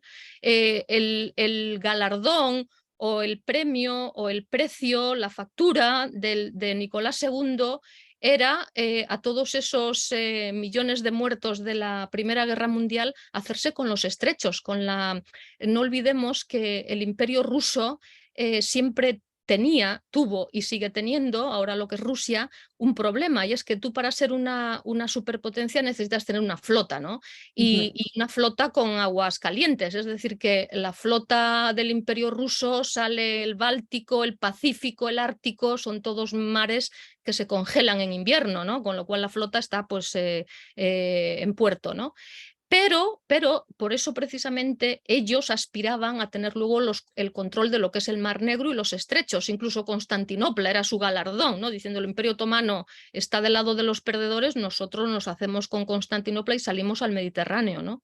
Que es un poco lo que ha hecho Putin en los últimos 10 años con el leasing de la mitad de la costa siria, ¿no? Pero sí, pero vamos, que consiguió lo que no habían hecho lo que no habían conseguido los zares. Pero vamos, que en 1917, si no hubiera sido si no hubiera ocurrido, si no hubiera existido la Revolución de Febrero, pues la Primera Guerra Mundial se hubiera acabado un año antes, con todo lo que eso significa, y Rusia hubiera acabado del lado de los ganadores como una superpotencia haciendo frente cara a cara al Imperio Británico. O sea, los mares y a las vías de comunicación con Asia, que imaginémonos que con Siberia hubieran salido, o sea, por todo el Pacífico, a Oriente Medio, por el norte y digamos, por el Mar Negro también, ¿no? Que yo creo que esa es otra manera, la geoestrategia es otro de los aspectos para estudiar en este tema, ¿no? Y es cómo el interés del Reino Unido y de Francia con todas las deudas, o sea, la deuda soberana de Rusia era contra los bancos franceses, ¿no? También. Quiero decir que hay muchas más razones y luego no olvidemos el gran interés que tenía Alemania en neutralizar su frente oriental. Alemania en aquel momento tenía el frente occidental empantanado, el frente oriental estaba perdiendo, necesitaba como fuese acabar con uno de los frentes, ¿no? Y qué manera más fácil que provocar la revolución en la retaguardia de los rusos, ¿no? Como así fue. Entonces, por eso no olvidemos que le facilitó a Lenin que se fuera desde Suiza, donde estaba entonces, en el famoso tren blindado, que no era blindado, era un tren normal, que fue a Finlandia y luego Suiza, atravesando Alemania hasta Finlandia y luego para Petrogrado, ¿no? Con lo cual, digamos que hay también muchos intereses geoestratégicos para entender esta historia que no podemos olvidar, ¿no? Y también son más complejos de lo que parece. O sea, que no solamente en este caso, como estamos hablando, era Alemania que quería neutralizar, sino que a los propios aliados les interesaba, y luego los propios políticos de la Duma, empezando por Miliukov y Rodzianko, que explico en el libro, sabían que tenían esa oportunidad en febrero de hacerlo, que si esperaban a que llegaran los americanos se les acababa la ventana de oportunidad para hacerle la revolución y acabar con la autocracia, ¿no? Entonces, por eso había diversos intereses geoestratégicos, políticos y, como también decía antes, de la misma familia Romanov, que ya no sabían qué hacer con este Nicolás II y con su mujer, ¿no? Con aquel caos que tenían de gobierno. Realmente yo creo que la posibilidad hubiera sido hermosa, la posibilidad, pero se quedó en eso. Pues no hubiera habido Guerra Fría, no hubiera habido Lenin primero, porque eso es otra historia, que la gente se cree que Stalin provocó más muertos que Lenin, y no, fue Lenin el que provocó más muertos. Sí, pero bueno. Sí, pues no hubiera habido Lenin, o sea, no hubiera habido un año extra de Primera Guerra Mundial, no hubiera habido guerra civil en Rusia, no hubiera habido Lenin, no hubiera habido un régimen Stalin y luego el resto, ¿no? Hasta Gorbachev y el 85 con la perestroika y el 91 ya después, con la disolución de la Unión Soviética, pues, y no hubiera habido Guerra Fría. directamente. Pero bueno, la Guerra Fría también obedecía a unos intereses muy concretos que no eran exclusivamente rusos, no los olvidemos. No. Ahí había mucha tela que cortar. Exacto. Yo te agradezco, Ángela, el libro porque de verdad que me falta nada para terminar. Es el germen, ¿no? De todo esto que estamos hablando, el germen son esos 5 días. Sí. Pero me está viniendo muy bien para desengrasar de otro tipo de lecturas, perdón, que como siempre suena el teléfono cuando no debe.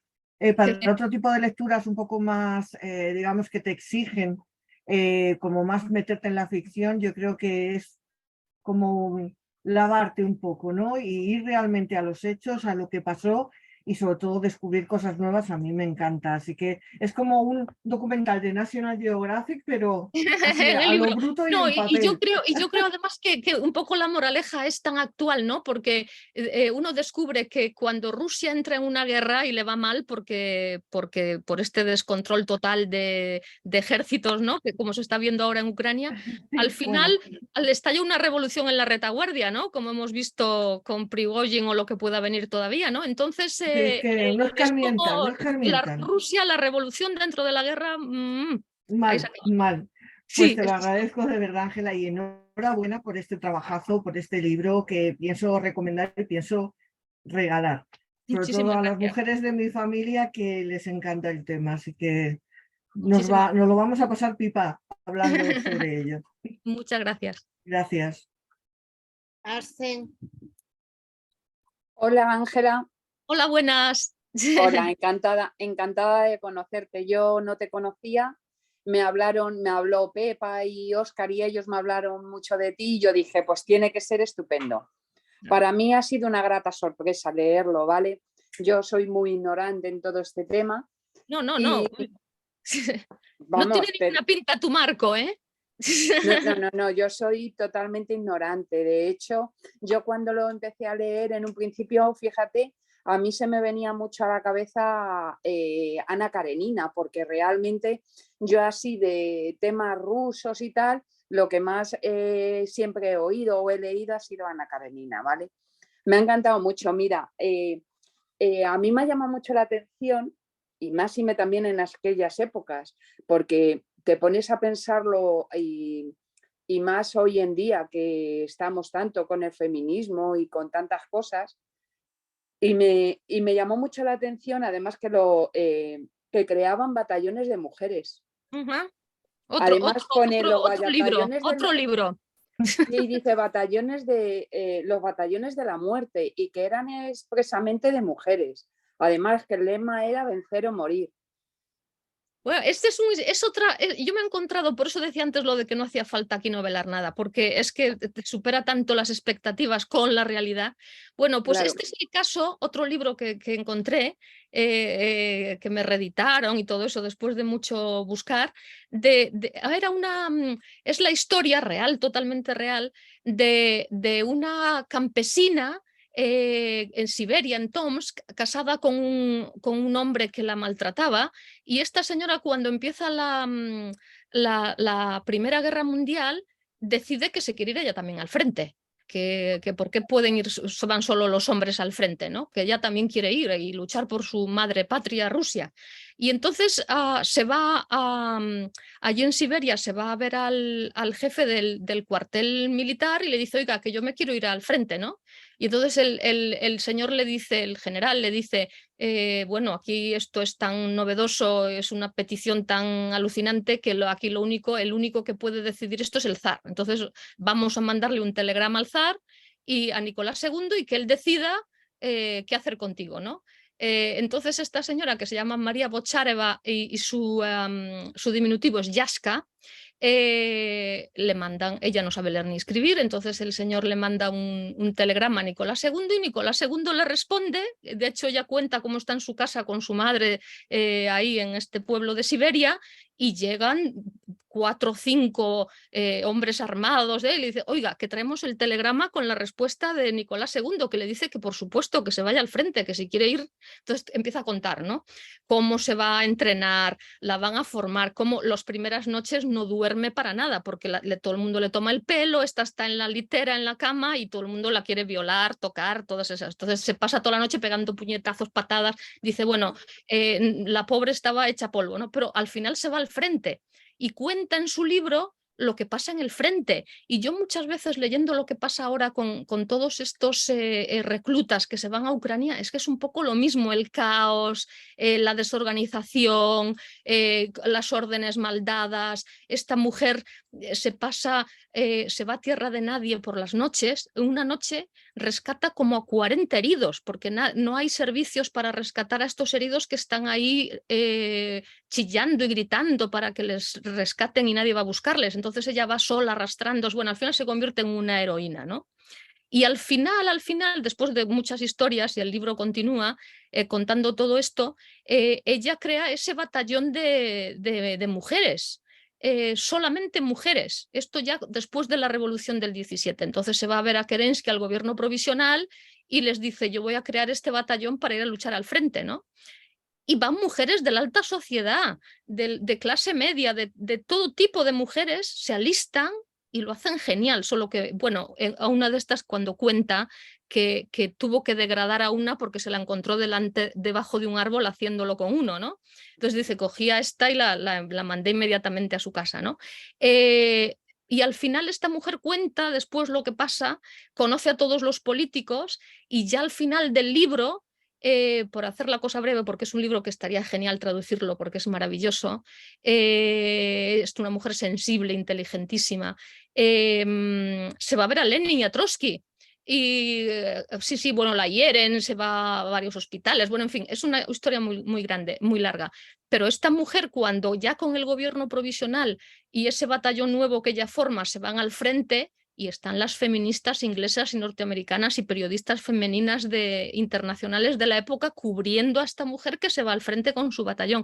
Quiero decir que hay unos temas en aquel momento, lo que decía antes de la sociedad global, ¿no?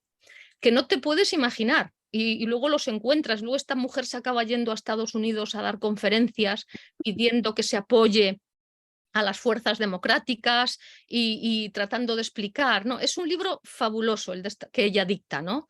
De todo esto. Hay unas historias increíbles y este de Yaska es uno de ellos. De todas las maneras, el libro es maravilloso. Se aprende un montón, pero se aprende más escuchándote. De verdad, te lo digo en serio, o sea, estoy todo el rato escuchándote y estoy diciendo, madre mía, esta mujer lo que sabe, por Dios. Es que no he hecho nada en la vida, ¿eh? Solo esto. Sí. Si te parece poco, además bueno, que tienes que ser abierta muy de mente, porque si no, yo creo que sería imposible. Pero vamos, que enhorabuena y muchísimas gracias por un libro tan magnífico. Muchísimas gracias de corazón, de verdad. Gracias. Ya hemos preguntado todas. ¿Alguien quiere hacer alguna pregunta más? No, bueno, pues aunque no lo parezca, llevamos más de hora y media hablando contigo, pero ha sido totalmente apasionante. Ya te lo digo yo que... Madre Muchísimas mía, gracias. Yo creo que tenemos Ángela Rodicio para rato. Espero que haya más novelas, sí. Mira, vamos a buscar. Sí, exacto. Como todo. dice una amiga mía, tengo una amiga italiana que también es periodista, que en estos casos dice, crucemos los dedos, incluidos los de los pies. Vamos a bueno, los de los pies es más difícil. Pero bueno, mucha suerte. Nosotros intentaremos poner nuestro granito de arena a través de las redes. Bueno, ya irás viendo todo lo que opinan. Muchísimas y bueno, gracias. Ya ves, el vídeo lo colgaré en YouTube y también lo compartiré en redes, que son muchas. Muchísimas gracias. Nada, gracias a vosotros, alegría, gracias también. Ha sido un placer, me ha encantado iros a todas. Pues, Ángela, como siempre. Nada, a ti, queridísima. Espero que en algún momento nos veamos, porque tú vives en Madrid, yo creo, ¿no? Sí, sí, sí. Entonces, en algún momento, en alguna presentación. Nos tomamos algo, por supuesto. Sí, por favor, por favor. Claro. Pues sí. Ponernos cuando queráis. Aunque ya nos vemos aquí, pero bueno, no es lo mismo, no es lo mismo. O sea que ha sido un placer enorme. Un beso enorme. Muchísimas gracias. Gracias. Muchas gracias. En serio. Gracias. Hasta luego. Hasta luego.